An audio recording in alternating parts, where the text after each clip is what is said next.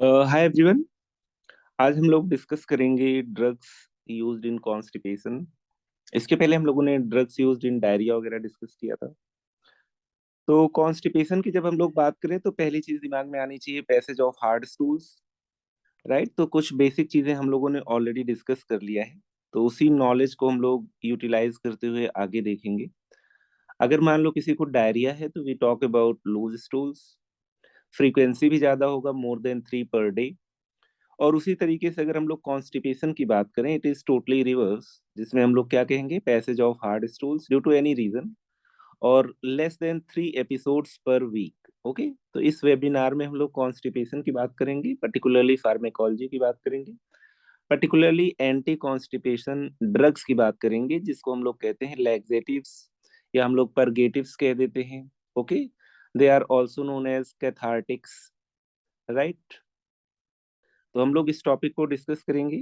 करीब हम लोग 1 आवर इसमें अपना यूटिलाइज करेंगे। ओके, तो इस तरीके से हम लोग बात कर रहे थे इसके पहले डायरिया। तो हम लोग क्या कहते थे, 3 और more loose stools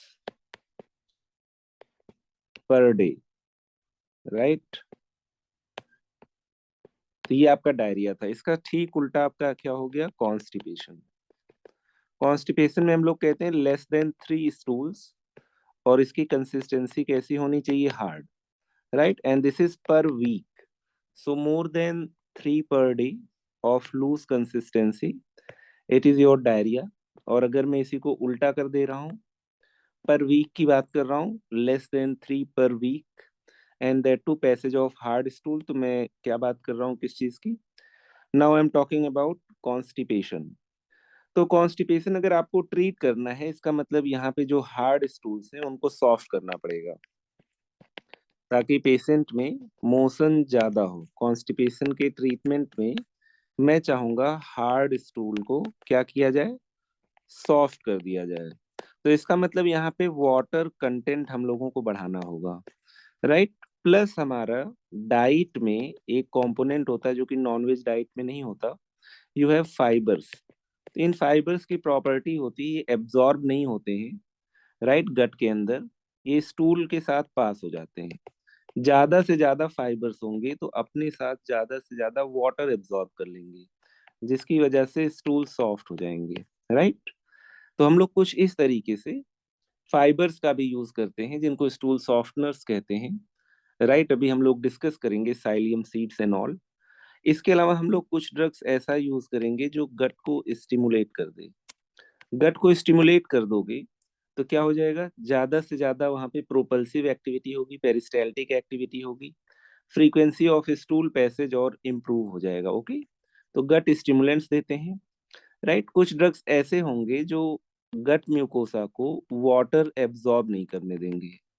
right, water अगर एब्जॉर्ब नहीं करने देंगे तो ये वाटर जो है आपके स्टूल के साथ रहेगा और स्टूल को सॉफ्ट रखेगा। ओके, तो कुछ इस तरीके से कॉन्सेप्ट होता है हमारे पास डायरिया और कॉन्स्टिपेशन का। तो यहाँ पे हम लोगों को स्टूल को क्या करना है, सॉफ्टन करना है।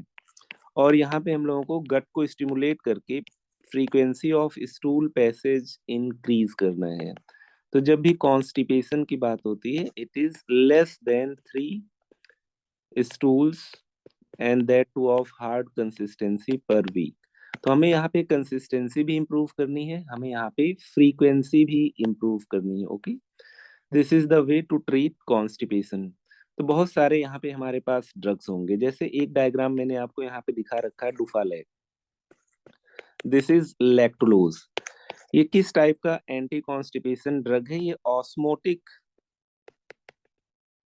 राइट परगेटिव है। ऑस्मोटिक परगेटिव का मतलब ये लैक्टुलोज अगर पेशेंट ओरली ले लेगा तो स्टूल के साथ ज्यादा से ज्यादा वाटर होगा, क्योंकि ये ऑस्मोटिक एक्शन से वाटर को एब्जॉर्ब कर लेगा। स्टूल के साथ अगर ज्यादा से ज्यादा होगा वाटर तो स्टूल सॉफ्ट होगा, it will be easy to pass stools. और बल्क भी ज्यादा होगा तो पेशेंट के मोशन वगैरह भी ज्यादा होंगे। So this is again stool softener which will help relieve constipation. Okay, constipation भी बहुत टाइप के होते हैं। इसी तरीके से आपके पास और कुछ ड्रग्स हैं खासकर बल्क परगेटिव्स हैं, जैसे अगर मैं यहाँ पे आप लोगों को स्पागुला के सीड्स दिखा दूं, राइट, ब्रान वगैरह दिखा दूं, तो these are also very common. मैं कुछ आप लोगों को, राइट, यहाँ पे हस्क होते हैं, राइट, मेनली हम लोग क्या कहते हैं, साइलियम सीड्स होते हैं ये, राइट। इनको मिल्क या वाटर में डिसॉल्व करके, राइट, ओडी या बीडी ले सकते हो, ये क्या करेंगे, स्टूल में जो फाइबर का अमाउंट होगा उसको इंक्रीज कर देंगे। तो इनकी जो डोज होती है वो 3 to 8 ग्राम पर डे होता है। एक्चुअली अगर देखा जाए, कोई किसी को क्रॉनिक कॉन्स्टिपेशन है तो ये सबसे सेफ मेडिकेशंस होते हैं, राइट। हम लोग इसी को क्या कह देते हैं, इसी को हम लोग स्पागुला हस्क कह देते हैं, ispaghula husk, right. These are actually fibers and made up of psyllium seeds, right. तो हम लोग क्या करते हैं, मान लीजिए यहाँ से हम लोगों ने स्पागुला लिया, राइट, 2 स्पून ले लिया, इसको वाटर में मिला के पेशेंट को पिला दिया, राइट, सोने से पहले। या अगर ज्यादा कॉन्स्टिपेशन है तो you can give it multiple times per day, okay. तो हमारे पास स्पागुला के हस्क आते हैं, और इसको लैक्टिटॉल से भी मिला देते हैं। लैक्टिटॉल क्या है, जैसे भी मैंने लैक्टुलोज बताया, जो कि वाटर को एब्जॉर्ब कर लेता है, उसी तरीके से ये भी गट के अंदर ऑस्मोटिकली वाटर को पकड़ के रखता है, ताकि स्टूल आपके और सॉफ्टन हो जाए, ओके। तो कभी कभी मल्टीपल एंटी कॉन्स्टिपेशन ड्रग्स को हम लोग एक साथ यूज कर लेते हैं। तो यहाँ पे बिना ज्यादा टाइम वेस्ट किए हम लोग चलते हैं अपने एक्चुअल स्लाइड पे, जहाँ पे हम लोग क्लासिफिकेशन देखेंगे, मैकेनिज्म ऑफ एक्शन देखेंगे, किस तरीके से एंटी कॉन्स्टिपेशन ड्रग्स अपना काम करते हैं, ओके, और क्या क्या इंडिकेशंस होते हैं इनको यूज करने के, ओके। इनमें से कुछ पीडियाट्रिक एज ग्रुप के लिए भी सेफ होते हैं, जैसे लैक्टुलोज हो गया, तो हम लोग उनका भी डिस्कशन काफी डिटेल में करेंगे। आइए चलते हैं अपनी स्लाइड पे।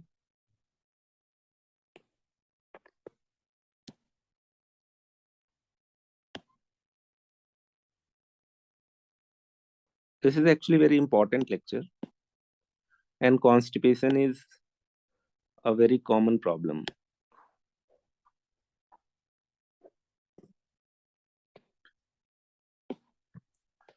और जिनको कॉन्स्टिपेशन है उनको थोड़ा सा वाटर का इंटेक भी ज्यादा रखना होता है, ओके। तो आई होप स्क्रीन सबको दिख रही है। We will talk about anti constipation drugs, okay, known as laxatives and purgatives. दोनों में थोड़ा सा डिफरेंट है, परगेटिव्स और स्ट्रॉन्ग एंटी कॉन्स्टिपेशन ड्रग्स होते हैं, राइट। हम लोग इन्हीं को कैथार्टिक्स भी कहते हैं। So we are going to talk about anti constipation, anti constipation drugs, okay. Constipation हम लोगों ने पहले ही डिस्क्राइब कर दिया है, less than 3 hard stools per week, okay. इसका मतलब एक तरीके से हम लोग यहाँ पे स्टूल सॉफ्टनर्स यूज करेंगे। डायरिया और एंटी डायरियल ड्रग्स हम लोगों ने पहले ही डिस्कस कर लिया है। This is more than 3 stools of loose consistency, right, per day, greater than 3 or more stools of loose consistency per day।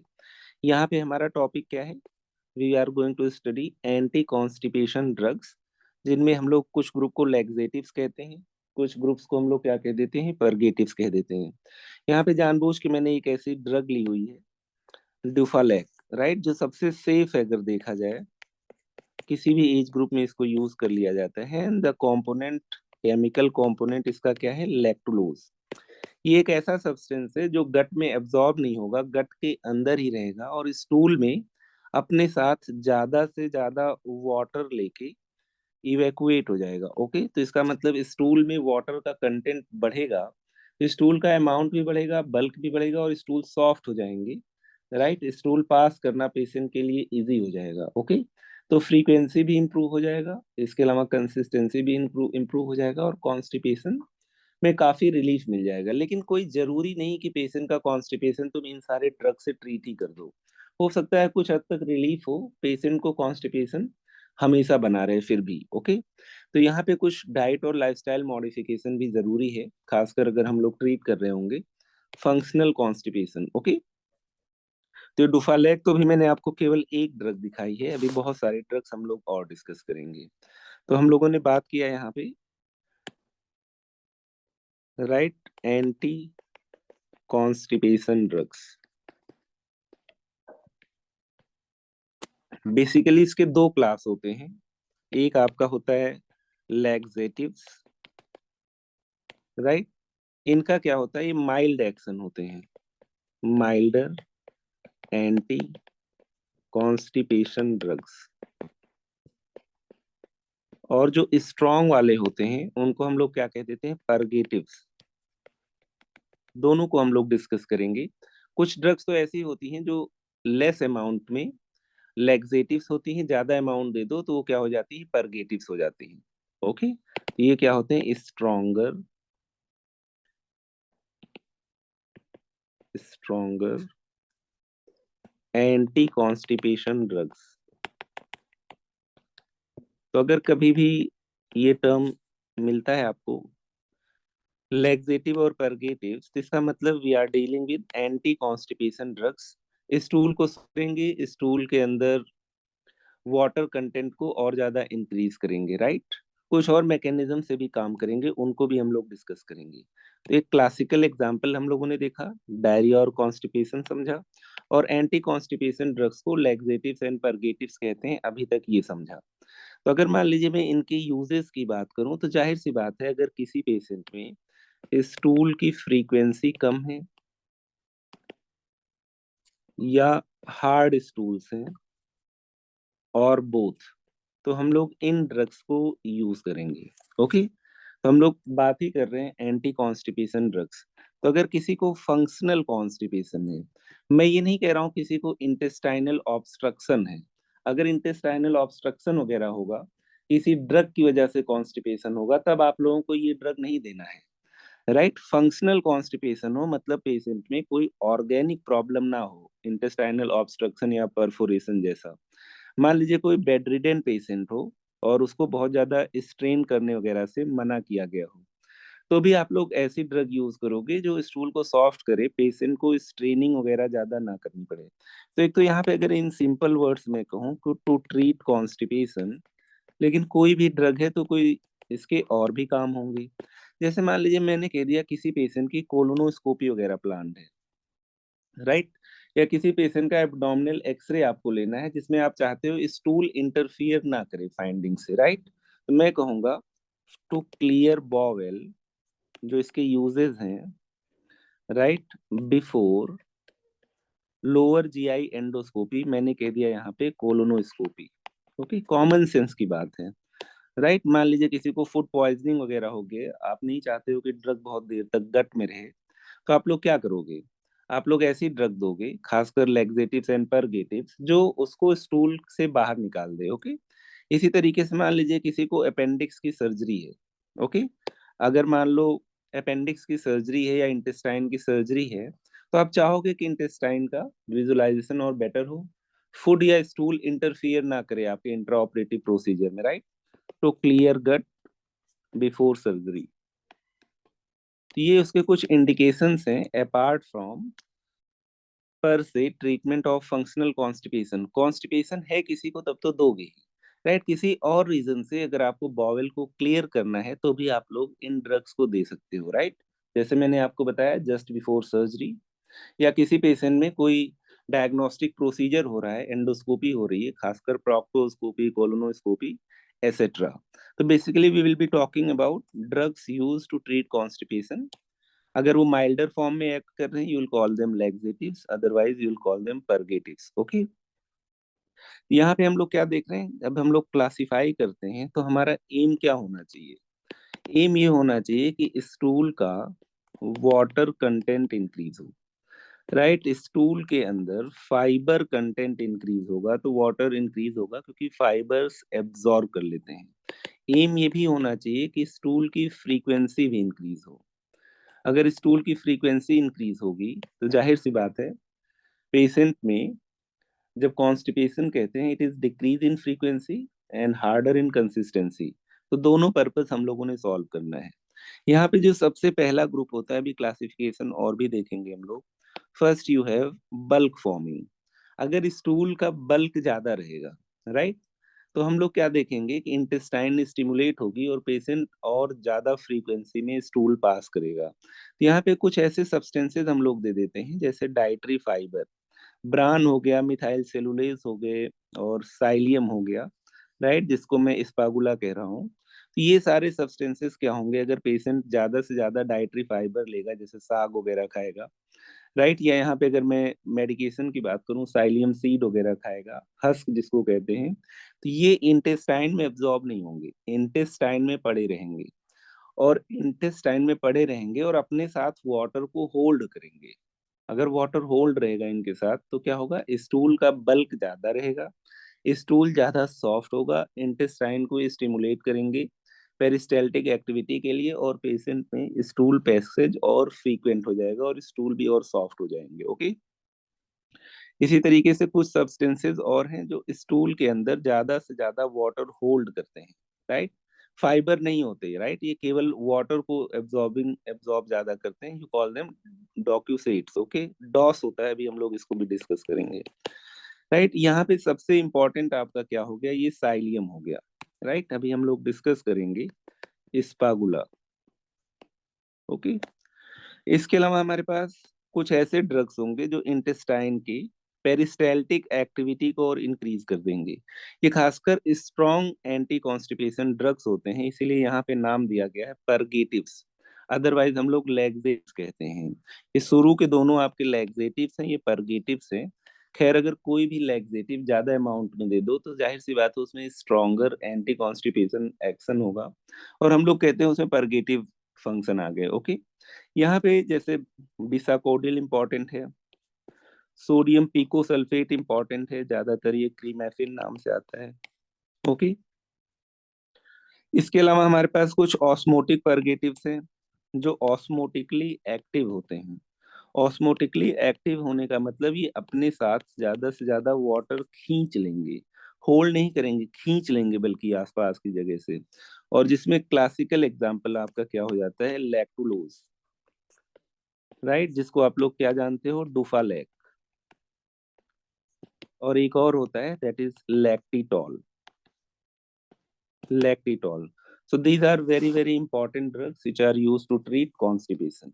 Okay, तो कुछ इस तरीके से हम लोगों ने यहाँ पे चार क्लासेस ऑफ ड्रग देखा है। एक बल्क को ज्यादा बढ़ा देंगे, एक स्टूल को सॉफ्ट रखेंगे, बल्क नहीं बढ़ाएंगे, दूसरे इंटेस्टाइन को स्टिमुलेट कर देंगे ताकि ज्यादा से ज्यादा प्रोपल्सिव एक्टिविटी, पेरिस्टाल्टिक एक्टिविटी हो, और last but not the least कुछ ड्रग्स ऐसे होंगे जो ज्यादा से ज्यादा वाटर इधर उधर से खींच लेंगे क्योंकि ऑस्मोटिकली एक्टिव होंगे। जैसे मान लो कहीं आपने सॉल्ट रख दिया तो सॉल्ट अपने साथ ज्यादा से ज्यादा वाटर एब्जॉर्ब कर लेता है। ओके, तो इनमें वाटर एब्जॉर्बिंग कैपेसिटी होगी, ना कि केवल वाटर को होल्ड करने की कैपेसिटी होगी। तो कुछ इस तरीके से हम लोगों ने क्या देखा कि डाइट के अंदर वाटर और फाइबर हम लोगों को इंक्रीज करना है, और स्टूल की फ्रीक्वेंसी भी ज्यादा हो, राइट, इसका भी ध्यान रखना है। ओके, तो यहाँ पे हम लोग क्या बात कर रहे थे, we have anti constipatory drugs by the name of laxatives. यहीं पे कुछ और नाम बहुत कॉमनली यूज होते हैं, परगेटिव्स। शुरू में भी मैंने बताया था कि इनके बीच में कुछ डिफरेंसेस हैं। लैक्सेटिव्स आपके क्या हो गए, स्टूल को सॉफ्ट रखेंगे, जैसे बल्क फॉर्मिंग सब्सटेंसेस जैसे हस्क वगैरह हो गए, राइट, माइल्डर एक्शन है, ज्यादा अमाउंट में उन्हीं को दे दो या कुछ और ड्रग्स दे दो जो स्टूल में ज्यादा से ज्यादा फ्लूइड ले आए और इंटेस्टाइन को स्टिमुलेट करें, राइट, तो ये आपके स्ट्रॉन्गर एंटी कॉन्स्टिपेटरी ड्रग्स हो जाते हैं जिनको हम लोग परगेटिव्स कहते हैं। This is again very important, many drugs in low doses act as laxatives and in larger doses act as purgatives. Okay, तो इसलिए लैक्सेटिव परगेटिव ये थोड़ा सा वेग टर्म है, डिपेंड करता है आप किसी पर्टिकुलर ड्रग को कितनी डोज में दे रहे हो।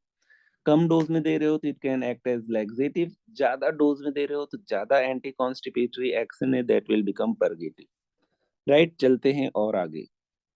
ओके, अब एक और क्लासिफिकेशन देख लेते हैं जो आपके बुक के अकॉर्डिंग है।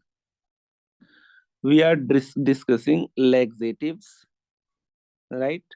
ऊपर वाली जो ड्रग्स हैं ये थोड़ा माइल्डर एक्शन रखती हैं, और फिर आपके पास परगेटिव्स हो गए। ओके, तो हमारे पास अगर देखा जाए तो इतने क्लास के ड्रग्स हैं। मैं यहाँ पे अंडरलाइन करता हुआ चल रहा हूँ और ये भी बताता चल रहा हूँ कि हम लोग किस क्लासिफिकेशन को प्रीफर करेंगे और कौन कौन सी ड्रग्स याद रहें ये जरूरी है। ओके, खासकर जो क्लिनिकली ज्यादा यूज होती हैं, प्रैक्टिकली ज्यादा यूज करते हैं, उनको हम लोग ज्यादा एम्फेसाइज करेंगे। Bulk forming very very important, right. इसमें जो ये स्पागुला है, राइट, हस्क, ये सबसे ज्यादा कॉमनली यूज होता है। ओके, फिर यहाँ पे हमारे पास कुछ और स्टूल सॉफ्टनर्स हैं, जिसमें डॉक्यूसेट्स हैं, जिसको मैं डॉस कह रहा था, अभी फुल फॉर्म आगे चल के देखेंगे, या लिक्विड पैराफिन वगैरह है। Then you have osmotic purgatives, जिसमें lactulose, lactitol, these are very very important. Okay, basically हम लोग इन्हीं को यूज करते हैं, बाकी ये ढेर सारे सॉल्ट्स हैं। और मैंने आप लोगों को बताया था जहाँ पे भी सॉल्ट होगा, ये क्या करता है, salt absorbs water, right, due to osmotic action. और जाहिर सी बात है, अगर वाटर ज्यादा होगा तो स्टूल सॉफ्ट होंगे।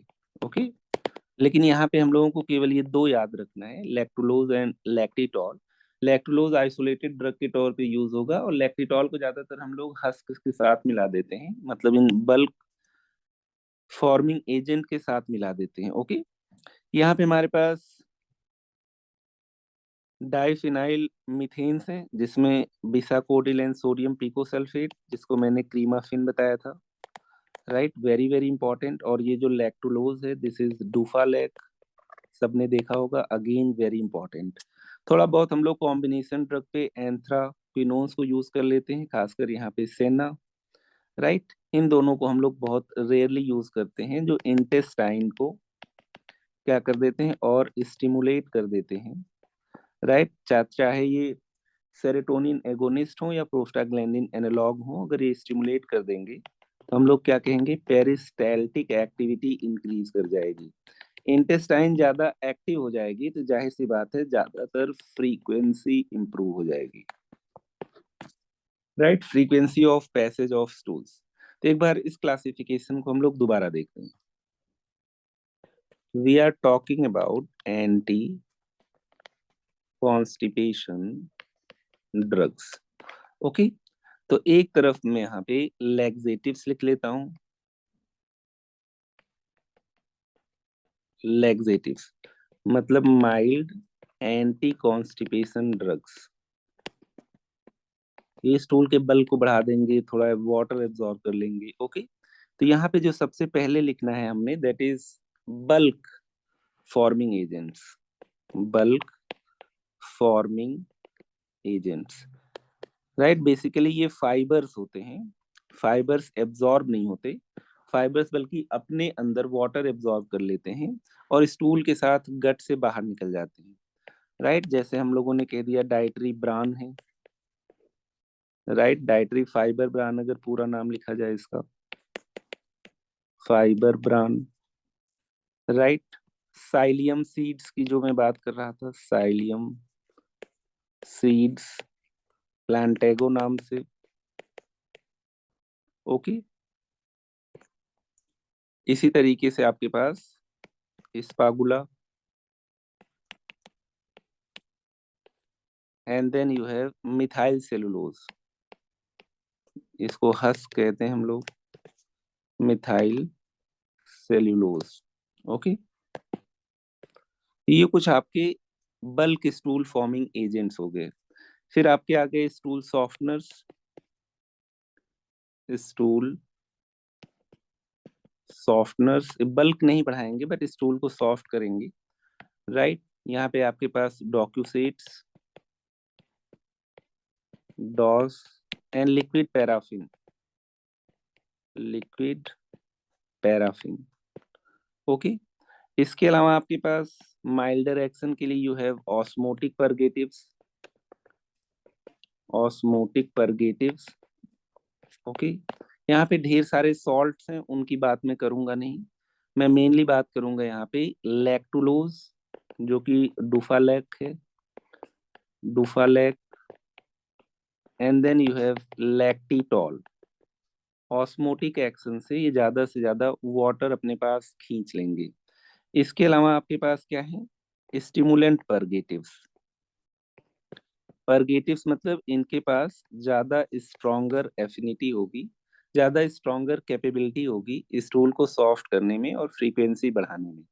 ओके, यहाँ पे एक ग्रुप आपका हो जाता है जो हम लोग डिस्कस करेंगे, दैट इज डाइफिनाइल मीथेन्स। डाइफिनाइल मीथेन्स अभी एक बार और इस उस पे आएंगे, जिसमें आपके पास मेनली बिका बिसाकोडिल और सोडियम पिकोसल्फेट, ये बहुत इंपॉर्टेंट है, सोडियम पिकोसल्फेट, राइट। और कुछ और ड्रग्स होते हैं जिनको हम लोग एंथ्राक्विनोन्स कहते हैं, मैं यहाँ पे केवल एक सेना नाम लिख ले रहा हूँ। ये जो सोडियम पिकोसल्फेट है, this is very very important, this is known as Cremaffin. Market में ज्यादातर क्रीमेफिन नाम से आएगा। ओके, तो ये कुछ आपके क्या हो गए, एंटी कॉन्स्टिपेशन ड्रग्स हो गए, जिसमें लैक्सेटिव्स हो गए और आपके परगेटिव्स हो गए। ओके, शुरू हम लोग करते हैं लैक्सेटिव से, माइल्डर एक्शन जिनका होता है। अगर इससे कंट्रोल नहीं होता then you can also add purgatives. Okay, purgatives में सबसे इंपॉर्टेंट आपका ये सोडियम पिकोसल्फेट है। ओके, हम लोग अभी देखेंगे। तो यहाँ पे मैकेनिज्म ऑफ एक्शन, अगर मैं एक एक का मैकेनिज्म ऑफ एक्शन ना भी बताऊं, होलिस्टिकली अगर मैं यहाँ समझाने की कोशिश करूं, तो we are talking about anti constipation drugs. तो यहाँ पे जो मैकेनिज्म ऑफ एक्शन होगा, ये कॉमन सेंस से भी सोचा जा सकता है, राइट। जैसे मैं कह रहा हूँ अ हाइड्रोफिलिक और osmotic action by which these substance will help retaining water and electrolytes in the intestine lumen, increasing the volume content of colon and make it easily propelled। तो यहाँ पे मैं क्या कह रहा हूँ कि पहली चीज वाटर कंटेंट को इंक्रीज करेंगे, राइट। वाटर कंटेंट इंक्रीजेज इन स्टूल्स, राइट। तो देयरफॉर बल्क भी इंक्रीज हो गया, राइट। और स्टूल्स आपके क्या हो गए, सॉफ्ट हो गए, तो पेशेंट को स्टूल पास करने में भी क्या हो गया, ज्यादा ईज हो गया। ओके,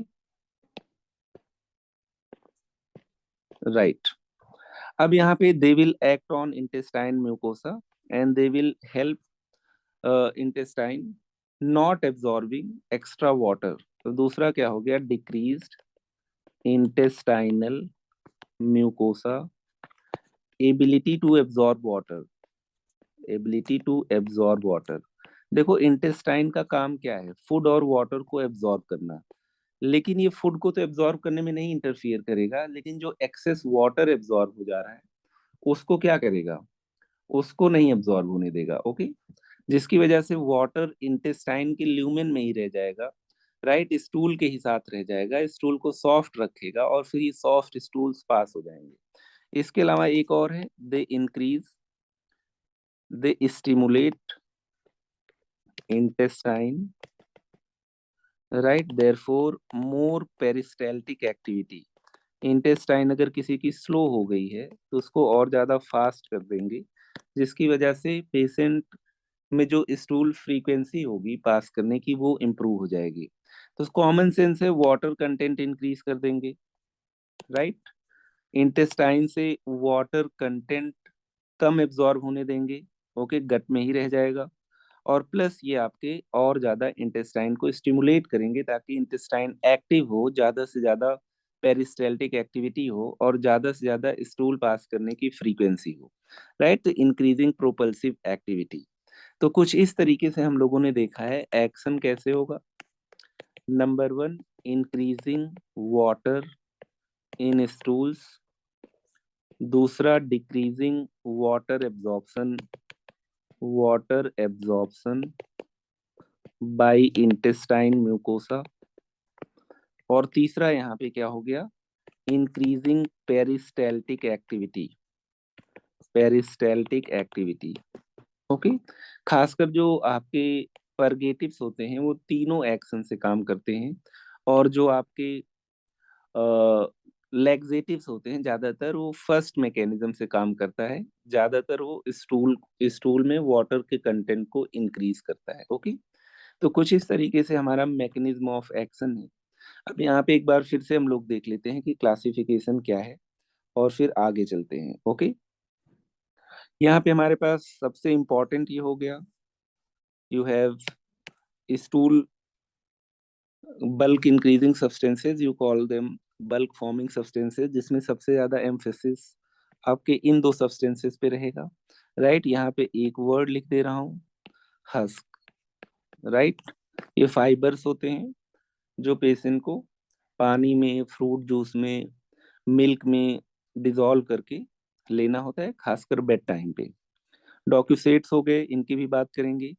ऑस्मोटिक परगेटिव्स में मैंने कहा है इन दो चीजों की बात होगी, खासकर लैक्टुलोज जो कि आपका डूफालैक है। ओके, इसके अलावा यहाँ पे सोडियम पिकोसल्फेट काफी इंपॉर्टेंट हो गया, दैट इज योर क्रीमेफिन। राइट, बाकी थोड़ा थोड़ा डिस्कशन बाकी ड्रग्स का भी यहाँ पे किया जाएगा। ओके, तो ये कुछ क्लासिफिकेशन है। अगर मैं इसको सिंपल टर्म्स में बताऊं तो बल्क फॉर्मिंग एजेंट्स इंपॉर्टेंट हो गए, ऑस्मोटिक परगेटिव्स इंपॉर्टेंट हो गए, राइट, स्टूल सॉफ्टनर्स इंपॉर्टेंट हो गए, और आपके डाई फिनाइल मिथेन्स इंपॉर्टेंट हो गए, बीइंग कॉल्ड एज परगेटिव्स। ऐसे ही आइडिया लग रहा है कि इनका जो एक्शन होगा बाकी ड्रग से काफी ज्यादा स्ट्रांग होगा। तो अगर मान लीजिए कोई पेशेंट है और उसको कॉन्स्टिपेशन है, तो हम लोग यही कहेंगे कि ज्यादा से ज्यादा वाटर लो, ज्यादा से ज्यादा अपनी स्टूल हैबिट इंप्रूव करो, 2-3 बार वॉशरूम जाओ। ओके, ज्यादा से ज्यादा फाइबर का इंटेक करो, वेज डाइट ज्यादा लो। राइट, फैट वगैरह का इंटेक कम करो, नॉन वेज डाइट वगैरह का इंटेक कम करो। ओके, और थोड़ी सी फिजिकल एक्टिविटी भी और अपनी बढ़ाना है। ओके, तो this is classification of anti constipation drugs, जिसमें हमारे पास लैक्सेटिव्स हैं और परगेटिव्स हैं, anti constipation drugs. So, having understood the mechanism of action, okay, the classification, now it is time to talk about individual anti-constipation drugs. तो हम लोग कहाँ से इसको स्टार्ट करेंगे? हम लोग इसको स्टार्ट करेंगे बल्क परगेटिव से, जिसमें हम लोग साइलियम इस सब स्पागुला को मेनली यहाँ पे डिस्कस करेंगे। ओके,